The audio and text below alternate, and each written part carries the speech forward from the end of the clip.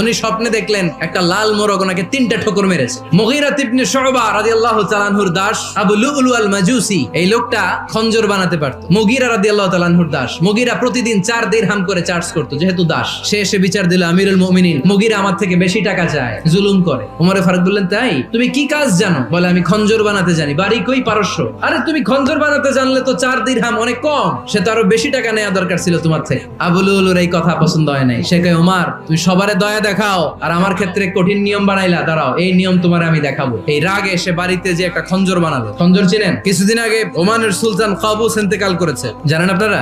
ওনার এই কোমরের মধ্যে খঞ্জর থাকতো, ছবিতে দেখছেন? আরব শায়েখ যারা সুলতান আমির, সে বাসায় যে একটা খঞ্জর বানালো, যেই খঞ্জরের 2 মাথা আর ধরার হ্যান্ডেলটা মাঝখানে, এদিকেও ছুরি এদিকেও ছুরি, যাতে এইভাবে মারা যায়। সে ধার দিতে লাগলো আর বললো, ওমর দাঁড়াও তোমার আমি দেখাবো। ওমরে ফারুক মসজিদে নববীর ইমাম, ফজরের নামাজের সময় এই আবু লুলু আল মাজুসি চাদর পরে লুকিয়ে লুকিয়ে সে অগ্নি